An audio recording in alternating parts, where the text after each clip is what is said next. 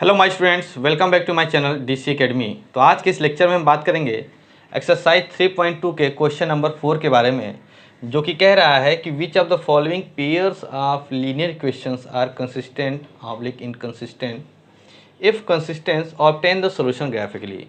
हिंदी में बात की जाए तो कह रहा है कि निम्नलिखित समीकरणों के युग्मों में से कौन से युग्म संगत ऑब्लिक असंगत हैं, यदि संगत हैं तो ग्राफीय विधि से उसको हल कीजिए। देखिए, संगत असंगत को इंग्लिश में कंसिस्टेंट और इनकंसिस्टेंट कहते हैं, इसलिए यहाँ पर जो यूपी बोर्ड के बच्चे या फिर हिंदी मीडियम के बच्चे या फिर सीबीएसई एसएससी बोर्ड के बच्चे देख रहे हैं वो भी इसको समझ सकते हैं। यहाँ पर हमको ये जो पेयर ऑफ लीनियर क्वेश्चन यानी 4 क्वेश्चन जो दिए हैं उसके, इन सारे क्वेश्चन को हमको करना है। करना कब है? जब इनके युग्म यानी इनके जो पेयर हैं वो कैसे हों, कंसिस्टेंट या हों तब। इनकंसिस्टेंट होने पर नहीं करना है। इसने कहा है इफ़ कंसिस्टेंट है तभी हमको ऑब्टेन करना है। और किस तरह से ऑब्टेन करना है? ग्राफिकली, ग्राफ के माध्यम से इसको सॉल्व करना है।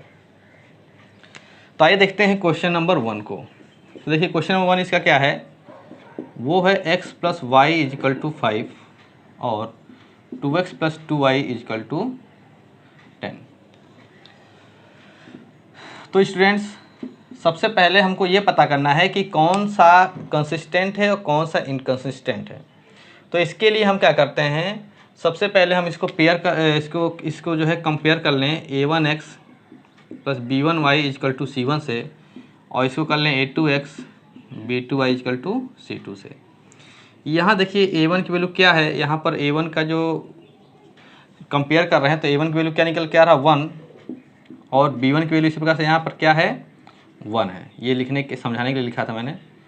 और c1 = क्या दिख रहा है 5 दिख रहा है। उसी प्रकार से यहाँ से a2 वैल्यू कितनी दिख रही है आपको 2, b2 वैल्यू कितनी दिख रही है 2, और c2 वैल्यू दिख रही है आपको 10।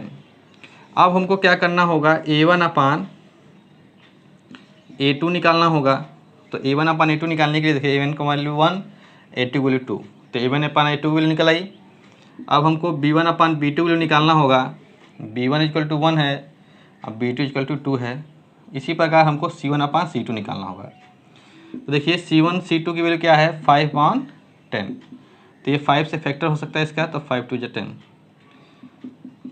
तो आप देख सकते हैं कि a1/a2 की वैल्यू जो है b1/b2 के बराबर है और c1/c2 के बराबर है। यानी कि a1/a2 वैल्यू, b1/b2 वैल्यू और c1/c2 वैल्यू, तीनों वैल्यू क्या है इक्वल हैं।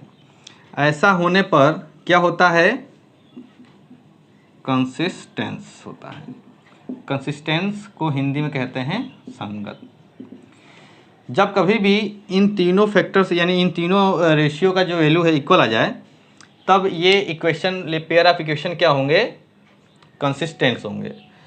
अगर ये दोनों बराबर हैं और ये नहीं इक्वल है, यानी a1/a2 = b1/b2 तो है, बट c1/c2 नहीं पर अगर इक्वल है तो ये क्या हो जाएंगे, इनकंसिस्टेंट हो जाएंगे। तो देखिए कंसिस्टेंस होने के यानी संगत होने के दो कंडीशन है, वो आप ध्यान रखिएगा। a1/a2 does not equal to b1/b2 हो तब कंसिस्टेंट होगा, या a1/a2 = b1/b2 = c1/c2 होगा। इन दोनों कंडीशन में क्या होता है, पेयर ऑफ लीनियर इक्वेशन जो होते हैं कंसिस्टेंट होते हैं। और अगर a1/a2 b1/b2 और does not equal to c1/c2 है, तो इस कंडीशन में जो है क्या होता है, इनकंसिस्टेंस होता है। तो इसका मतलब ये हुआ कि हमारा जो क्वेश्चन नंबर 1 है वो क्या है, कंसिस्टेंट है। तो अगर कंसिस्टेंट है तो हमको इसको किस तरह से करना है, ग्राफीय विधि से हल करना है। तो आइए हम ग्राफीय विधि से हल करते हैं। तो देखिए ग्राफीय विधि से सॉल्व करने के लिए क्या करते हैं, इसको हम ज़रा इरेज कर दें।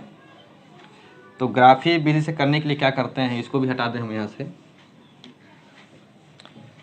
अब वहाँ के बाद हम करेंगे, देखिए इसका एक टेबल निकालेंगे और इसका एक टेबल बनाएंगे हम, और इन दोनों इक्वेशंस के दो सॉल्यूशन निकालेंगे,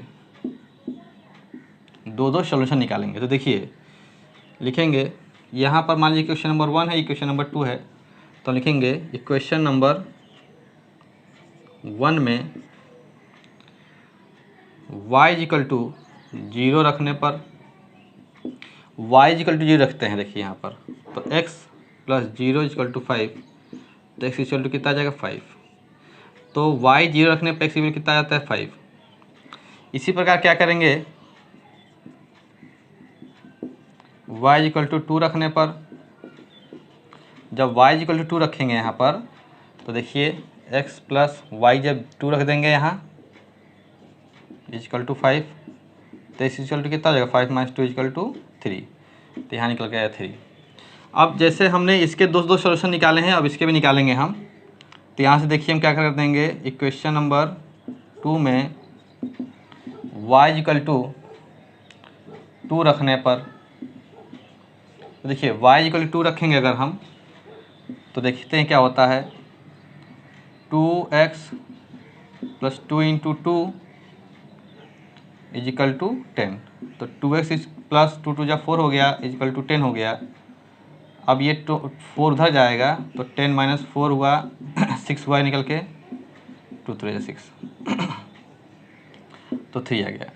अब हम क्या करेंगे, इसी तरीके से हम y बराबर का रखते हैं। अब y अब रखते हैं x इक्वल टू 0 रख देते हैं, x इक्वल टू 0 रखने पर अब x की वैल्यू 0 रख देते हैं, y की वैल्यू कितनी आती है।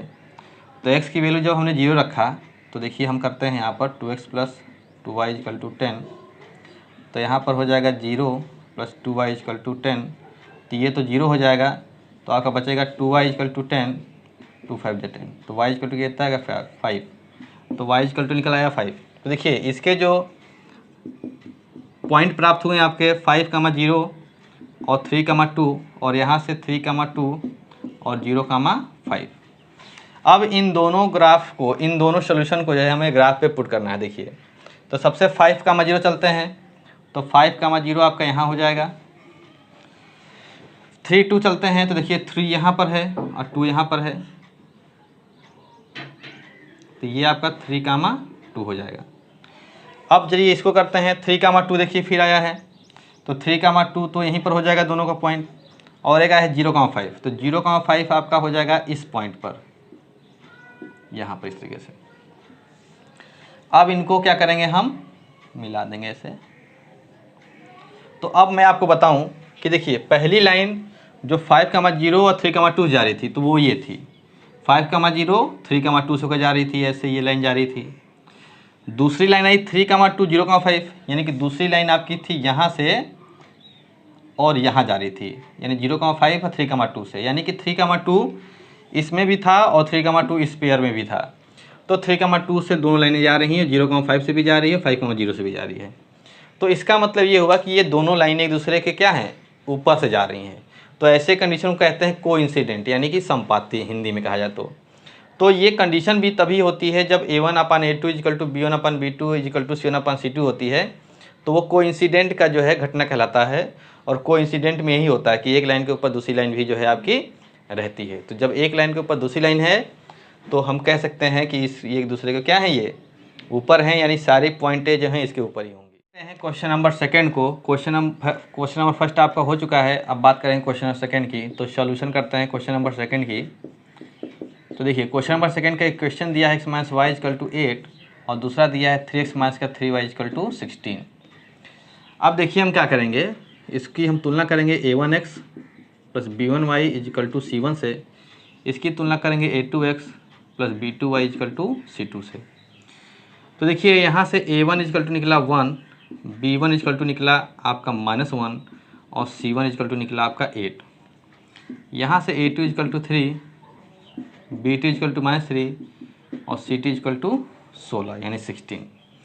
अब देखिए कंसिस्टेंस है कि इनकंसिस्टेंस है, यानी कि संगत है कि संगत है, अगर ये हमें जानना है तो हमें सबसे पहले a1/a2 निकालना पड़ेगा, फिर b1/b2 निकालना पड़ेगा, फिर c1/c2 निकालना पड़ेगा।